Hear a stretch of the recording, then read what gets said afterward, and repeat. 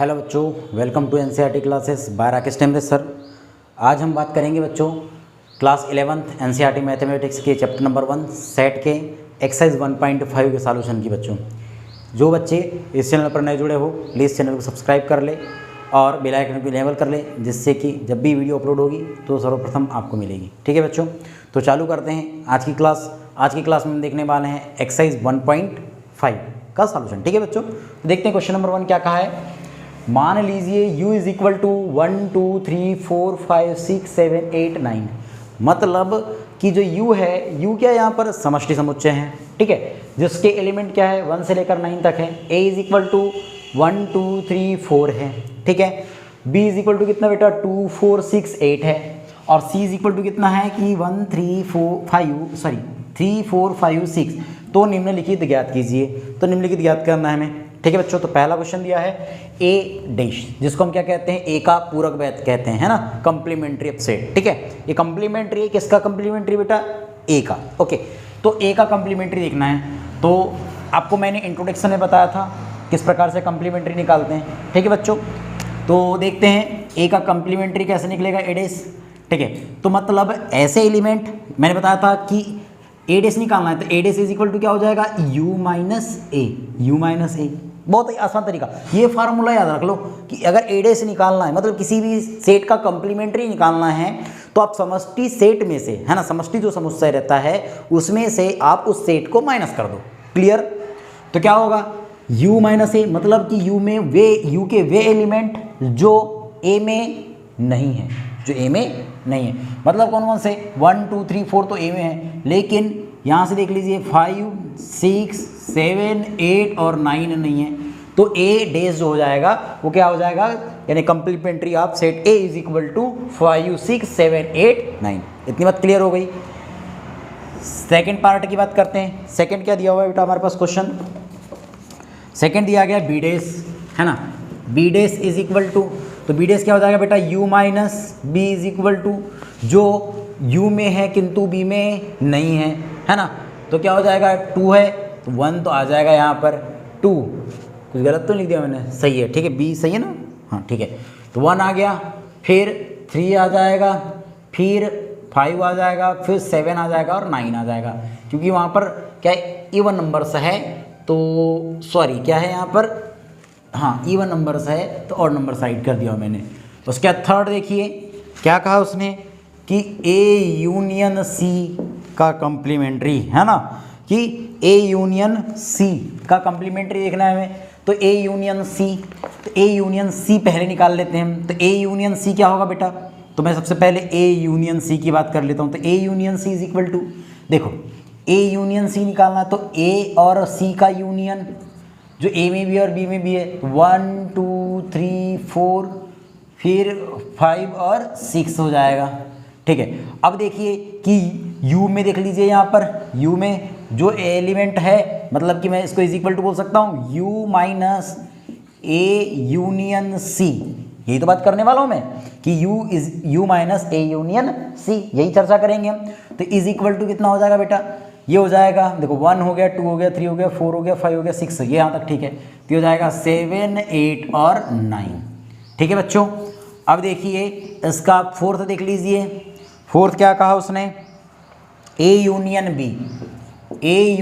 B का complementary is equal to, ये हो जाएगा यू, है ना, u minus A union B. चलो तो ए यूनियन बी निकाल लेते हैं। A union B is equal to क्या होगा बोलो, ये हो जाएगा 1 2 3 4 1 2 3 4 6 एंड 8।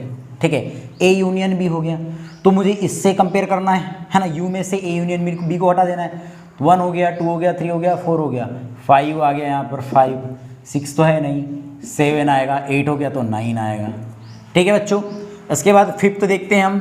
फिफ्थ क्या हो जाएगा हमारा, a complementary of a of complementary, मतलब ए डैश पर फिर से डैश हो गई, तो इज इक्वल टू क्या होगा, ये हो जाएगा बेटा, अगर ए डैश है पर होल डैश हो गया, तो सीधी सी बात इसकी अगर हम बात करें तो मैं ये बोल सकता हूँ कि देखो कंप्लीमेंट्री का कंप्लीमेंट्री इज इक्वल टू ए, ये बता चुका हूँ मैं आपको। ये मैंने आपको गुणधर्म बताया था ना, मैंने गुणधर्म बताया था आपको कुछ, तो उन गुणधर्म में देखना था कि ए का कंप्लीमेंट्री ए ही होता है, तो जो ए की वैल्यू होगी वही आ जाएगा। तो ए की वैल्यू क्या थी, 1 2 3 और 4 है, तो वही आ जाएगा। ठीक है, उसके पश्चात अब मैं बात करता हूँ 6 की। 6 क्या दिया हुआ है हमारे पास, बी माइनस सी का कंप्लीमेंट्री। तो बी माइनस सी का कंप्लीमेंट्री मतलब यू माइनस बी माइनस सी। चलो ठीक है, बी माइनस सी ले लेते हैं। तो B minus C is equal to क्या होगा, जो बी में होगा लेकिन सी में नहीं होगा, तो 2 है, चलो 4 है, नहीं होना 6 भी नहीं, और 8, तो 2 8।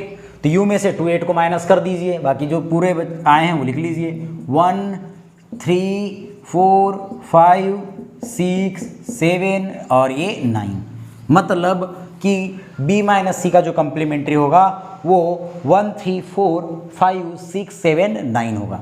ठीक है बच्चों, यहाँ तक आपको समझ में आ चुका होगा। अब देखिए, अब हम बात करेंगे क्वेश्चन नंबर 2 की, तो आप इसको पहले नोट कर लीजिए।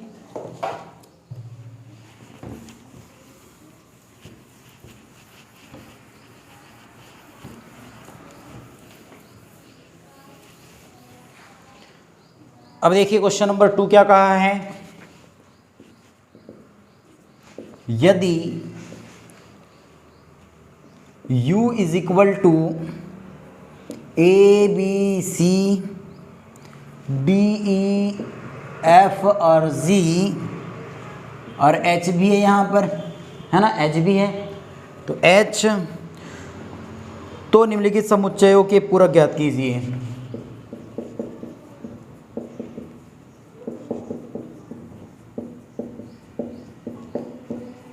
पूरक ज्ञात कीजिए, है ना, पूरक ज्ञात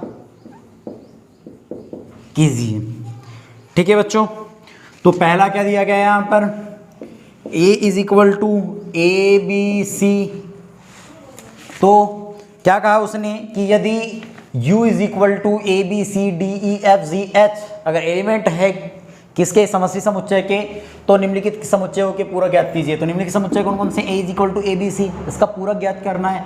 तो इसका जो आंसर होगा वो क्या होगा, a dash is equal to, तो ये हो जाएगा बेटा हमारा डी ई एफ जी और h। बताया था मैंने कि a डैश कैसे निकालेंगे, तो u माइनस ए। ठीक है, उसके बाद सेकेंड देखते हैं। सेकेंड क्या दिया हुआ है हमारे पास, डी ई एफ जी, है ना, b is equal to D E F G. तो इसका जो आंसर होगा यानी b डैश निकालना है, तो b dash is equal to क्या होगा, u minus B is equal to, ये हो जाएगा a b c और ये हो जाएगा h। ठीक है बच्चों, क्या क्या आ जाएगा, a b c और h आ जाएगा। क्यों a b c h आएगा, क्योंकि देख लीजिए कि यहाँ पर b में क्या गया है, d e f, देखो डी ई एफ जी आ गया, तो ए बी सी एच आ जाएगा। ठीक है बच्चों, अब देखते हैं इसका नेक्स्ट क्या दिया हुआ है हमारे पास, third C is equal to A C E G, है ना, थर्ड दिया गया है C is equal to A C E और ये जी। ठीक है, तो मुझे बात करना है सी डैश की, तो C dash is equal to U minus C is equal to क्या होगा, ए है, नहीं होगा, यहाँ हो जाएगा बी, फिर डी और एफ और ये हो जाएगा एफ के बाद एच, ये इसका कंप्लीमेंट्री निकल जाएगा। अब देखते हैं आगे फोर्थ क्या दिया बेटा हमारे पास, D is equal to F G H और ये ए, एफ जी एच और ए, तो D dash is equal to क्या हो जाएगा, U minus D is equal to, ये हो जाएगा बी सी डी और ई। ठीक है बच्चों, तो समझ में आ गया होगा सेकंड का भी कि किस प्रकार से हम क्या निकालेंगे, इसके कंप्लीमेंट्री निकालेंगे। ठीक, आगे बढ़ेंगे हम, देखते बेटा नेक्स्ट क्वेश्चन नंबर 3 क्या कहता है, प्राकृत संख्या के समुच्चय को सार्वत्रिक समुच्चय मानते हुए निम्नलिखित समुच्चय के पूरक लिखिए। यानी मुझे क्या करना है, ये प्राकृत संख्या के समुच्चय को मुझे क्या मानना है, सार्वत्रिक समुच्चय मानना है। ठीक है बच्चों, सार्वत्रिक समुच्चय मतलब u इज इक्वल टू, मैं यहाँ बोर्ड में ऊपर जगह है यहाँ लिख देता हूँ, u is equal to x such that x is belong to capital N। बात समझ में आ रही है। मतलब कि x such that x is belong to n का मतलब है कि यहाँ जो u है सार्वत्रिक समुच्चय, ये क्या है बेटा, यहाँ पर ऑल नेचुरल नंबर है। क्लियर बात हो गई। चलो आगे देखते हैं। पहला क्या कहता है कि अब क्या करता है, पूरक लिखना है, निम्नलिखित समुच्चय के पूरक, इस समुच्चय का पूरक लिखना है। x सच दैट x एक प्राकृत सम संख्या है, तो इसका जो पूरक होगा, जो इसका आंसर मैं सामने लिखते चल रहा हूँ, मैं ब्लैक पेन का यूज़ कर लेता हूँ यहाँ पर, ठीक है। तो क्या हो जाएगा कि इसके जो आंसर आने वाला है, अब मैंने बोला कि जो एक सेट है इसको मैं सबको a मान के चल रहा हूँ, ठीक है, ये a हो गया। अगर एक सेट है और a is equal to x such that x एक प्राकृत सम संख्या है, तो बेटा इसका जो पूरक होगा, है ना, पूरक होगा वो क्या होगा, a डैश होगा। तो a डैश क्या होगा, सम नहीं आना चाहिए, सम नहीं आएगा मतलब क्या आएगा, विषम संख्या तो आएगी। तो मतलब क्या हो जाएगा, x सच दैट x एक प्राकृत विषम संख्या है। ये बात क्लियर हो गई। अब देखिए नेक्स्ट क्या बोला, x सच दैट x एक प्राकृत विषम संख्या है। अब विषम नहीं आना चाहिए मतलब सम आएगी, तो बोल सकता हूं मैं x सच दैट x एक प्राकृत सम संख्या है, सम संख्या है। अब देखिए नेक्स्ट क्या बोला, x सच दैट x संख्या 3 का एक धन गुणज है। अब संख्या 3 का एक धन गुणज है, तो मैं कह सकता हूं, अब 3 के गुणज नहीं आना चाहिए, मतलब x सच दैट x है ना, x सच दैट x संख्या 3 का गुणज नहीं है, संख्या 3 का गुणज नहीं है। आगे देखते हैं नेक्स्ट क्या कहा, x सच दैट x एक अभाज्य संख्या है। अब अभाज्य संख्या हो गई, तो अभाज्य संख्या नहीं आना चाहिए मतलब भाज्य आना चाहिए, तो मैं कह सकता हूं x सच दैट x क्या हो जाएगा, एक भाज्य संख्या है, अभाज्य संख्या है। वह एक बात और कहनी पड़ेगी कि यहाँ पर बच्चे कई लोग बोलेंगे ओनली भाज्य संख्या, नहीं, यहाँ एक बात और ऐड हो जाएगी, एक नहीं भाज्य और नहीं अभाज्य, इसीलिए वह x इज इक्वल टू 1 भी आएगा, वह x इज इक्वल टू 1 भी आएगा, ठीक है। देखते हैं next, x such that x 3 और 5 के से विभाजित होने वाली एक संख्या है, तो मैं इसको कह सकता हूँ x सच दैट x क्या हो जाएगा, 3 व 5 से विभाजित न होने वाली संख्या, होने वाली संख्या। क्लियर हो गया, ये होने वाली संख्या थी तो ये न होने वाली संख्या हो जाएगी। नेक्स्ट देखते हैं, नेक्स्ट क्या कहा उसने, x सच दैट x एक पूर्ण वर्ग संख्या है, तो मैं कह सकता हूं यहां पर x सच दैट x एक पूर्ण वर्ग संख्या, एक पूर्ण वर्ग संख्या नहीं है। अब वो है तो ये नहीं है, समझ में आ रहा है ना, कॉम्प्लीमेंट्री कैसे निकल रहे हैं। उसके बाद क्या कहूंगा मैं, नेक्स्ट देख लो, x सच दैट x एक पूर्ण घन संख्या है। अब पूर्ण घन संख्या नहीं होना चाहिए, है कि नहीं, x सच दैट x एक पूर्ण घन संख्या नहीं है। इतनी बात समझ में आ गई, पूर्ण घन संख्या नहीं है। नेक्स्ट देखिए, x सच दैट x क्या बोलता है, ध्यान समझिएगा इसको, x such that x plus 5 is equal to 8, मतलब यहाँ पर x की जो वैल्यू निकलेगी वो कितनी निकलेगी। अगर देखो यहाँ पर मैं एक बात करूँगा, तो यहाँ पर यहाँ समझा देता हूँ आपको, फिर आंसर लिख दूंगा, कहाँ समझा दूँ, यहाँ समझा देता हूँ, चलेगा भी यहीं पर, है ना। तो मैं कह सकता हूँ अगर कि ये हो जाएगा x plus 5 is equal to 8 है, इतनी बात समझ में आ गई। तो मैं इसको इज इम्प्लाई से लिखूंगा, तो x इज इक्वल टू, अगर 5 को ट्रांसफर करूँगा तो माइनस में चल जाएगा, 8 माइनस 5 इज इक्वल टू 3, तो x इज इक्वल टू कितना आया, 3, मतलब यहाँ पर x की जो वैल्यू है वो 3 है, एलिमेंट जो 3 है, और जब एलिमेंट 3 है तो नेक्स्ट इसमें 3 होना चाहिए क्या, नहीं होना चाहिए। तो मैं क्या कहूँगा यहाँ पर x such that x is not equal to 3, ये नॉट इक्वल 3 नहीं होना चाहिए, x की वैल्यू 3 नहीं होना चाहिए, क्योंकि x की वैल्यू 3 है तभी तो 8 आया है, लेकिन अब 3 नहीं होना चाहिए। देखो next, 2x plus 5 is equal to 9 आया, अब 2x plus 5 is equal to 9 आया, अगर मैं 5 का उधर ट्रांसफर कर दूँ तो 9 माइनस 5 इज इक्वल टू 4, और 2 का ट्रांसफर करूँगा, 2 से डिवाइड करूँगा तो 2 आएगा, x इज इक्वल टू, तो मैं बोलूँगा x is such that x is not equal to 2, यहाँ 2 नहीं होना चाहिए इक्वल, ठीक है। समझ में आ रहा है ना कैसे कैसे लिख रहा हूँ मैं, इज इम्प्लाइज। अब क्या होगा, x such that x is greater than equal to 7, जब ग्रेटर देन इक्वल टू 7 है यानी कि जो x है वह 7 से बड़ा भी है और 7 के बराबर भी है, तो यहाँ क्या होना चाहिए, x is such that x is less than 7 आना चाहिए। बात समझ में आ रही है। अब यहाँ पर ग्रेटर देन यानी 7 और 7 से बड़ी थी, तो यहाँ पर 7 से छोटी संख्या होनी चाहिए। समझ में आ रही है बात, चलो ठीक, इज इम्प्लाइज। अब इसको देखते हैं, x is such that x is belong to n, natural number में बिलोंग कर रहा है, और क्या कहता है कि 2x plus 1 is greater then 10, तो ये अगर मैं 1 का उधर ट्रांसफर करता हूँ तो 10 माइनस 1 9 हो जाएगा। 2 का जब ट्रांसफर करूँगा तो ये लेस देन किस में बदल जाएगा, ग्रेटर देन किस में बदल जाएगा, लेस देन में बदल जाएगा। तो हो जाएगा बेटा x is such that x is such that x is less than, अब यहाँ 9 हो जाएगा और ये 2 का ट्रांसफर करूँगा तो 9/2 हो जाएगा। तो इस प्रकार से इन सभी क्वेश्चनों के हमने पूरक लिख लिया है। ठीक है बच्चों, तो आप भी इसको वीडियो को पॉज कर ले और लिख ले, है ना, तो आप भी इसको राइट कर ले। इसके पश्चात हम बात करेंगे क्वेश्चन नंबर किसकी, मैं आपको बताने वाला हूँ यहाँ पर क्वेश्चन नंबर 9, नहीं सॉरी कौन सा 3 हुआ है ना, 3 के बाद हम कौन सा पढ़ेंगे 4। ठीक, चलो तो क्वेश्चन नंबर 4 कौन सा है देखते हैं। यहाँ पर क्या कहता है क्वेश्चन नंबर 4 में, यदि u इज इक्वल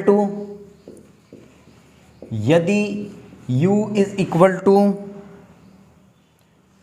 1 से लेकर 9 तक है, तो 1 2 3 4 5 6 7 8 और 9, ठीक है, comma a is equal to कितना है हमारे पास 2 4 6 8, ठीक है, और b इज इक्वल टू कितना है, और b इज इक्वल टू कितना है 2 3 5 7, 2 3 5 7, ठीक है। तो सत्यापित कीजिए कि, तो सत्यापित कीजिए कि, तो मुझे सत्यापित करना है। क्या सत्यापित करना है बेटा, इसका फर्स्ट टर्म देख लेते हैं। क्या कहता है, A union B of full dash is equal to A dash intersection B dash, ठीक है। तो क्या बात कह दिया इसने इस क्वेश्चन में कि कहता है मुझे कि ये u दिया गया है, क्या कहा इसने क्वेश्चन में कि यदि u इज इक्वल टू 1 2 3 4 5 6 7 8 9 है और a इज इक्वल टू कितना बेटा 2 4 6 8 है ना। और देख लीजिए इधर इसके पश्चात अगर हम बात करते हैं और b इज इक्वल टू कितना है 2 3 5 7 हो, तो सत्यापित कीजिए कि a union b of whole dash is equal to a dash intersection b dash, ठीक है। तो देखिए सबसे पहले इसके हल में हम बात करेंगे। हल में देखिए कि मुझे a यूनियन b निकालना पड़ेगा, ठीक है। तो हम a यूनियन b की चर्चा करते हैं, तो a union b is equal to कितना होगा बच्चों, a यूनियन b निकालेंगे तो a union b is equal to 2 होगा, 3 होगा, 4 होगा, 5 होगा, 6 भी होगा, 7 भी होगा और 8 भी होगा, ठीक है।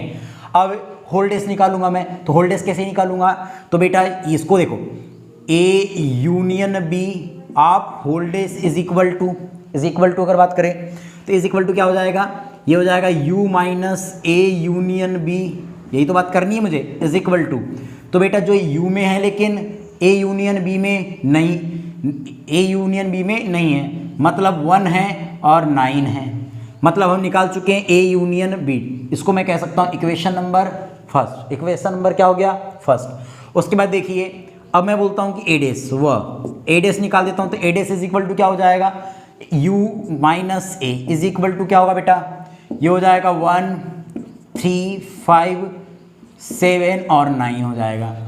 और b डेस निकालना पड़ेगा, तो b dash is equal to u minus b is equal to क्या होगा 1 4 6 और 8 और 9 होगा। तब मैं बात करूंगा कि a dash intersection b dash is equal to, अब इसमें कॉमन क्या क्या मिल रहा है तो देख लीजिए 1 है, चलो 1, 3 नहीं है, 5 नहीं है, 7 नहीं है, 9 है, 4 नहीं है, 6 नहीं है, 8 नहीं है, 9 नहीं है, तो 9 इसको दे देंगे इक्वेशन नंबर 2। तो हम क्या कहेंगे इन इक्वेशन या हम कह सकते हैं कि समीकरण 1 व 2 से, समीकरण 1 और 2 से दोनों के राइट हैंड साइड इक्वल है तो लेफ्ट हैंड साइड कैसे हो जाएंगे, इक्वल हो जाएंगे। मतलब A union B of 4 dash is equal to A dash intersection B dash. ये आप प्रूव कर चुके हैं, प्रूफ ये आप क्या कर चुके हैं, प्रूव कर चुके हैं। क्लियर होगी पहली कंडीशन। अब बात करने वाला हूं मैं सेकेंड टर्म की। सेकेंड टर्म में क्या कहा उसने, कहता है कि A intersection B of whole dash is equal to A dash union B dash. ये तो याद हो जाना चाहिए, ये टर्म मैंने याद करने बताया हूँ। ये किस टर्म से है, तो ये हमने बताए थे आपको कौन से टर्म से, हाँ, डी मॉर्गन थ्योरम से, है ना, डी मॉर्गन के नियम से। ये स्टेटमेंट आपको याद रहनी चाहिए। चलिए चलो हल करते हैं इसको। तो सबसे पहले मुझे ए इंटरसेक्शन बी निकालना पड़ेगा, है ना। हल देख रहे हैं हम इसका, तो क्या हो जाएगा कि A intersection B is equal to, मतलब ए और बी में कॉमन मिलना चाहिए। क्या ए और बी में कॉमन 2 है, फिर कुछ है 4 भी नहीं है, 3 भी नहीं है, 5 भी नहीं है, 8 भी नहीं, कुछ भी नहीं है, तो ओनली 2 है। ये 2 निकल चुका है। तब मैं कहूँगा कि A intersection B of whole dash is equal to U minus, क्या हो जाएगा, यू माइनस, ये होगा हमारा A intersection B is equal to, मतलब 2 ही तो नहीं लिखना चाहिए, बाकी सब लिखना है मुझे। ए 1 3 4 5 6 7 8 9 और ये 9, बस ओनली 9 तक है ना। चलिए 9 तक है। अब देखिए आगे, अब तो ये हो गया, हमने ए इंटरसेक्शन बी डेज निकाल दी। इसको दे देते हैं इक्वेशन नंबर फर्स्ट। ये इक्वेशन नंबर हमारा क्या हो गया, फर्स्ट हो चुका है। अब देखिए मैं ए डेस निकालूंगा, A dash is equal to, तो ए डेस कैसे निकलेगा, A minus U is equal to, तो ए माइनस, देखो ए डेस निकाल रहा था मैंने यहाँ पर भी, क्या आया था 1 3 5 7 और ये 9, ठीक है। अब बी डेस निकालेंगे तो B dash is equal to क्या हो जाएगा, B minus U is equal to, देखो ये निकाले थे बी डेस हमने, है ना, बी डेस निकाले थे, तो क्या हो जाएगा, ये हो जाएगा 1 4 6 8 और ये 9 होगा, ठीक है बच्चों। तो मुझे बात करनी है A dash union B dash is equal to, दोनों का संग निकाल देते हैं। तो देखो 1 भी है, चलो यहाँ 2 नहीं है, 3 है, 4 भी है, 5 भी है, 6 भी है, 7 भी है, 8 भी है और ये 9 भी है, इन इक्वेशन नंबर 2। अब देखो समीकरण 1 व 2 से, अब समीकरण 1 और 2 से देखिए दोनों के राइट हैंड साइड इक्वल है तो लेफ्ट हैंड साइड इक्वल होंगे, मतलब A intersection B of whole dash is equal to A dash union B dash, और मुझे यही प्रूव करना था, और यही प्रूव करना था कि नहीं मुझे, तो मैं दोनों कंडीशनों को प्रूव कर चुका हूँ। क्लियर हो गया, सभी को समझ में आ गया क्वेश्चन नंबर 4 क्या है, ठीक है। आप इसको नोट कर लीजिए, ठीक है, आगे बढ़ते हैं।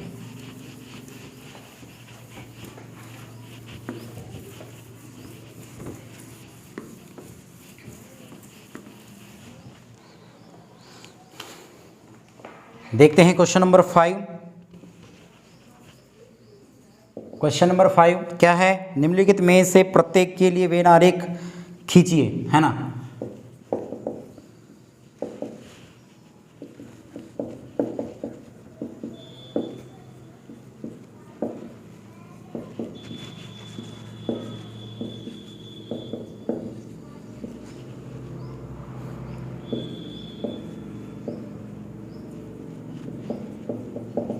वेन आरेख खींचना है मुझे। तो पहला क्या दिया गया है देख लीजिए, पहला कहता है कि A union B of whole dash, मुझे बात करनी है A union B of whole dash, मुझे ए यूनियन बी का होल डेज का ग्राफ खींचना है, वेन आरेख खींचना है। तो वेन आरेख पहला हो गया, दूसरा भी देख लेते फिर सभी एक साथ बना लेंगे ना। यहाँ पर दूसरा क्या है, A dash intersection B dash, third A intersection B of whole dash, fourth A dash union B dash. चलो ठीक है, तो इन्हें हमें हल करना है ना। तो बहुत ही अच्छा सा क्वेश्चन है यहाँ पर दिया गया हमारे पास। चलो हम इसको हल करते हैं। कैसे हल करेंगे, तो देखिए इनका वेन आरेख खींचना है मुझे। वेन आरेख के लिए देखो अलग अलग पेन का भी यूज़ कर लेते हैं, समझ में अच्छे से आना चाहिए। अब सबसे पहले हमें क्या बनाना पड़ेगा, एक डिब्बा बनाना पड़ेगा। ये पहले के लिए बता रहा हूँ मैं, पहले का ये बिनारे का बता रहा हूँ। ये मान के चलिए यू है, जिसको हम समष्टि समुच्चय कहते हैं, ठीक है। अब क्या कहा, ए यूनियन बी, तो मैंने कहा ये ए हो गया, ये बी हो गया। बात समझ में आ गई। मैंने क्या कहा कि ये मेरे पास यू ए है और ये बी है, इतनी बात क्लियर हो गई।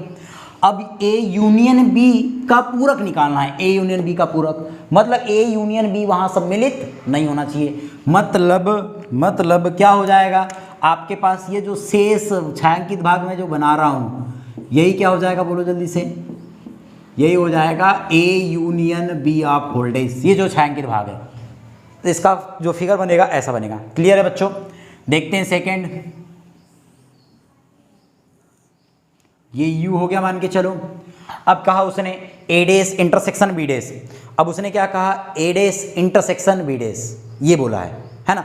मुझे क्या बताना है कि ए डेस इंटरसेक्शन बी डेस बताना है, तो ए डेस इंटरसेक्शन बी डेस का जो फिगर बनेगा वो कैसे बनेगा, तो देख लेते हैं ए डेस इंटरसेक्शन बी डेस का फिगर।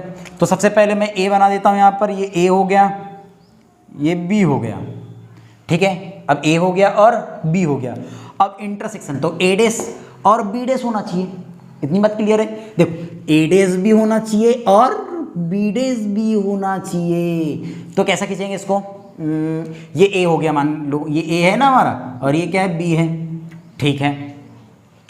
अब ए है और बी है, तो अब देखिए अगर मैं इसके डेस की बात करूँ तो डेस कैसे निकलेगा, तो ए डेस तो ये बाहर वाला भाग है ना, ए डेस ये बाहर वाला भाग है, और बी डेस का भी यही बाहर वाला भाग होगा। और इंटरसेक्शन बोल रहा है, इंटरसेक्शन मतलब समझो, मतलब क्या क्या हो जाएगा, ये जो भाग है इसका, इस इंटरसेक्शन का, है ना, मतलब ए डेस और बी डेस का जो इंटरसेक्शन है, कॉमन पॉइंट है ना, उसकी बात कर रहा हूं। तो उसकी बात कैसे निकलेगी, उसकी बात तो यही तो होगी, समझिएगा, अच्छे से समझना भी है ना इसको, क्या कहा मैंने इसको, यही तो होगा। क्योंकि मैंने एक बात आपको बता रहा हूं अच्छे से, मैंने कहा था कि A union B of whole dash is equal to A dash intersection B dash बोला था। हाँ, और देखो ये पहला क्वेश्चन था, ये दूसरा क्वेश्चन है, देख लीजिए। हाँ, दोनों का चित्र तो वैसे ही बनेगा। हाँ, अब ये नाम ऊपर नीचे लिखा हूं तो ये यहाँ पे लिख देते, कोई बात नहीं है, बी हो गया और ये हो गया, कोई दिक्कत। क्लियर है, तो दोनों के चित्र सेम होंगे, दोनों के वे नारिक सही होंगे, वैसे ही होंगे। अब देखिए, अब इसकी बात करता हूं मैं, तो क्या हो जाएगा, ए, तो इसका वे नारे बना देते हैं, ये हमारा यू हो गया, यू हो गया। अब मैं क्या बात कर रहा हूं, अब मैं बोल रहा हूं कि A intersection B of whole dash, तो ये हो गया ए, ये हो गया बी, इतनी बात क्लियर हो गई। अब मैंने क्या कहा, ये ए है, ये बी है, तो मुझे ए बी के इंटरसेक्शन का होल डेस ज्ञात करना है, मतलब पूरा ज्ञात करना है। मतलब क्या हो जाएगा, ये वाला फिगर, ये जो छायांकित भाग बना रहा हूं ये हो जाएगा।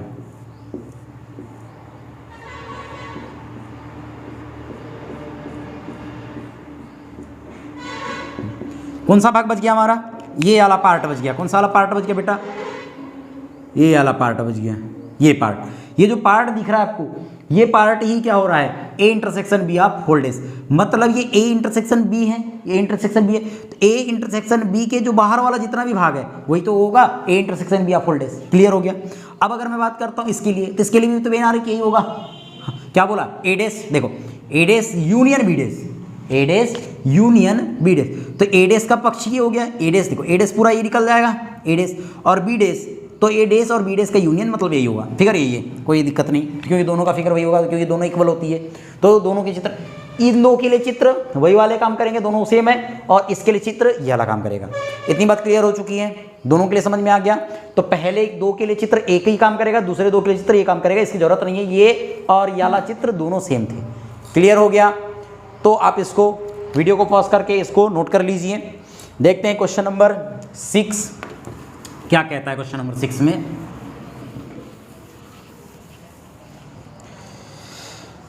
क्या कहता है कि मान लीजिए किसी समतल में, इस क्वेश्चन को नहीं लिखूंगा, थोड़ा सा बड़ा है, आप बुक से ही देख लीजिएगा। मान लीजिए कि किसी समतल में स्थित सभी त्रिभुजों का समुच्चय सार्वत्रिक समुच्चय U है ना। अब जितने भी जो त्रिभुज है वो क्या कहता है, सार्वत्रिक समुच्चय कहता है। तो मैं इसको मान लेता हूँ, क्वेश्चन नंबर 6 है ना, तो क्वेश्चन नंबर 6 का सॉल्व है ये। अब हम देखते हैं इसको। तो मैंने मान लिया कि u is equal to x such that x, क्या कहा, एक्स सच दैट एक्स बोलो या एक्स सच दैट समतल में त्रिभुज। इतनी बात क्लियर हो गई। यही तो बात कहा उसने, है ना, यही बात कहा उसने कि जो u है, क्या बोला उसने कि मान लीजिए किसी समतल में स्थित सभी त्रिभुजों का जो समुच्चय है सार्वत्रिक समुच्चय है। इतनी बात क्लियर हो गई। अब कहता है कि यदि a उन सभी त्रिभुजों का समुच्चय है, यदि a उन सभी त्रिभुजों का समुच्चय है, a उन सभी त्रिभुजों का समुच्चय है जिनमें कम से कम एक कोण 60 से भिन्न है, जिनमें कम से कम एक कोण 60 से भिन्न है। एक कोण 60 से भिन्न है मतलब दो कोण 60 अंश हो सकते हैं। तो मैं कह सकता हूं x सच दैट क्या हो जाएगा, ये हो जाएगा कम से कम एक कोण, या इसको लिखेंगे x सच दैट x वे त्रिभुज जिसमें कम से कम एक कोण 60 अंश न हो, कम से कम एक कोण 60 अंश न हो। तो बेटा जो a डैश निकालेंगे वो कैसे निकलेगा, a dash is equal to u minus a निकलेगा, इज इक्वल टू मैं लिख सकता हूँ x सच दैट x। अब क्या हो जाएगा, ये समतल में एक कोण बोला था उसने, अब यहाँ पूरे कोण आ जाएंगे, तो क्या हो जाएंगे, पूरे कोण 60 अंश के हो जाएंगे, 60 अंश के हो जाएंगे मतलब समबाहु त्रिभुज। ठीक है, समबाहु त्रिभुज है। क्लियर हो गया। इसका आंसर ऐसे होगा, इतना सा है। थ्योरेटिकल क्वेश्चन था, लिखा नहीं हूं, आप लिख लीजिएगा। ठीक है, देखते हैं 7th क्वेश्चन और लास्ट क्वेश्चन इस एक्सरसाइज का। क्या है 7th क्वेश्चन, कहता है निम्नलिखित कथनों को सत्य बनाने के लिए रिक्त स्थानों को भरिए। निम्नलिखित कथनों को सत्य बनाने के लिए रिक्त स्थान भरिए। इतनी बात क्लियर हो गई। मुझे कुछ रिक्त स्थान दिए गए हैं, उनको भरना है सत्य बनाने के लिए। तो देखिए पहला कंडीशन, फर्स्ट कंडीशन क्या दिया गया है, A union A dash is equal to, रिक्त स्थान दिया गया है। दूसरा देख लेते हैं, कहता है कि phi dash intersection A is equal to, रिक्त स्थान दे दिया गया है। थर्ड क्या दिया गया हमारे पास, A intersection A dash is equal to, और फोर्थ देखिए U dash intersection A is equal to. ठीक है, ये मेरे पास 4 क्वेश्चन दिए गए हैं। इन 4 क्वेश्चनों के मुझे हल देखने हैं। ठीक है बच्चों, क्या बोला उसने, A यूनियन A डैश। ठीक है, A यूनियन A डैश। अब A यूनियन अगर A डैश हो जाए, A यूनियन A डैश का मतलब क्या होता है, यूएस तो होता है, यू ही तो होगा। देखिए ध्यान समझना, मैंने क्या कहा, ये U है, ये A हो गया, तो ये A हो गया तो A डैश तो यही होता है, और A और A डैश का यूनियन बनाऊंगा तो U ही तो होगा, U समष्टि समुच्चय हो जाएगा। अब देखिए फाई डैश, देखो ध्यान समझना, phi dash is equal to U होगा, phi dash is equal to U ही तो होगा, और U इंटरसेक्शन A और U इंटरसेक्शन A, इन दोनों में अगर मैं कॉमन देखूं, अगर है ना U इंटरसेक्शन A, अगर दोनों में मैं कॉमन देख लूं तो क्या टर्म होगा, ध्यान से देखिएगा, ध्यान से देखिए। मैंने कहा था, मैंने आपको 4 संबंध बताए थे ना, मैंने 4 संबंध बताए थे आपको। वो कौन कौन से संबंध थे, तो देखिएगा कि मैंने बोला था कि U इज इक्वल टू, है ना, U इज इक्वल टू क्या था, U डैश, है ना, तो बताया था मैंने। अभी क्या हो गया, phi dash is equal to U बताया था, ये होता है phi dash is equal to U। तो मैं फाई डैश की जगह अगर U लिख दूं, अगर मैं फाई डैश की जगह क्या लिख दूं, U लिख दूं, तो U इंटरसेक्शन A। अगर मैंने बोला U इंटरसेक्शन A का मतलब क्या हो गया, देखो ये U हो गया, मान के चलो U इज इक्वल टू 1 2 3 4, और मैंने बोला A इज इक्वल टू देखना है 2 3, तो मुझे क्या बात कर रही है, इसके इंटरसेक्शन की बात कर रही है ना, तो क्या हो जाएगा, क्योंकि ये भी तो इसी में तो रहेगा, तो u intersection a is equal to क्या होगा 2 और, देखो 2 और क्या हो जाएगा, 2 और 3 हो जाएगा, और ये 2 और 3 मतलब a डेस ही तो हुआ, क्लियर है। तो ये कितना हो जाएगा, a डेस हो जाएगा। नेक्स्ट क्या हो जाएगा, a डेस, यानी कि 5 डेज है ना, क्या बोला कि 5 डेज इज इक्वल टू, है ना, क्या हो गया हमारे पास कि 5 dash intersection a is equal to a dash होगा। इतनी बात क्लियर हो गई। a डेज इंटरसेक्शन बोला है ना, कॉमन तो निकलेगा, तो a ही तो निकलेगा, a निकलेगा क्योंकि a ही तो होगा, ये a ही है, ठीक है। उसके बाद थर्ड देखिए, a इंटरसेक्शन a डेस है ना, अब a इंटरसेक्शन a डेस निकालना है। अब मैंने बोला a इंटरसेक्शन a डेस, तो भैया ये a है और ये इंटरसेक्शन a डेस, दोनों में से कुछ कॉमन होगा, नहीं होगा, तो ये क्या होगा 5 होगा, ठीक है। थर्ड देखते हैं, फोर्थ देखते हैं, u डेस इंटरसेक्शन a, तो u dash intersection a is equal to कितना हो जाएगा, अब फोर्थ है, अभी तो 5 आ चुका है, अब लास्ट वाले का आंसर क्या होगा हमारा, देखिए ये भी कितना हो जाएगा 5 ही होगा, क्या हो जाएगा 5 होगा। क्यों 5 होगा, देखो u dash intersection a, u dash का मतलब क्या है, u डेस का मतलब 5 है, और 5 इंटरसेक्शन 5, तो भैया 5 होगा ना, दोनों में कॉमन कुछ हो सकता है क्या, नहीं हो सकता, मतलब इन 7 का ये आंसर होंगे, रिक्त स्थान ये हो जाएंगे। तो आशा करता हूँ बच्चों सभी को वीडियो पसंद आ रही होगी, मैथ समझ में आ रही होगी, तो लाइक और कमेंट जरूर करें, और साथ ही साथ जो बच्चे नए जुड़े होंगे चैनल को सब्सक्राइब करें। Thank you.